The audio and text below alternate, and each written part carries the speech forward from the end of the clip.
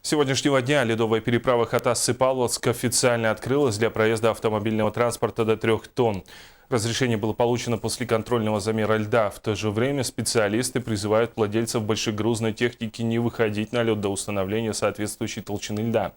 Напомним, что на обеих сторонах переправы установлены круглосуточные пункты весового контроля и патрулируют наряды ГИБДД.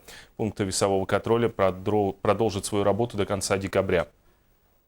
Сегодня, с 20 ноября, согласно актов комиссии по контролю и проверке грузоподъемности и техническое свидетельство переправы на льду, допущены к эксплуатации 3 ледовые переправы республиканского значения в городском округе город Якутск, в Мегино-Кангаласском районе через реку Лена по направлению Хатас-Павловск с грузоподъемностью до 3 тонн, в Амгинском районе через реку Амга, Амга-Осьмая до 3 тонн и муниципального значения в Нюрбинском районе через реку Амарха, Нюрба-Мальджигар грузоподъемностью до 2 тонн.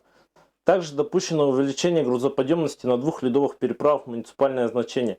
В Оленёкском районе через реку Оленёк, Оленёк-Харейлах до 4 тонн и в Верхнеколымском районе через реку Ясачная, Зырянка-Затон до 7 тонн. На сегодняшний день на территории Республики Саха-Якутия из планируемых 49 ледовых переправах эксплуатируется 7 переправ. По мере возрастания толщины ледяного покрова будет осуществляться поэтапное повышение грузоподъемности.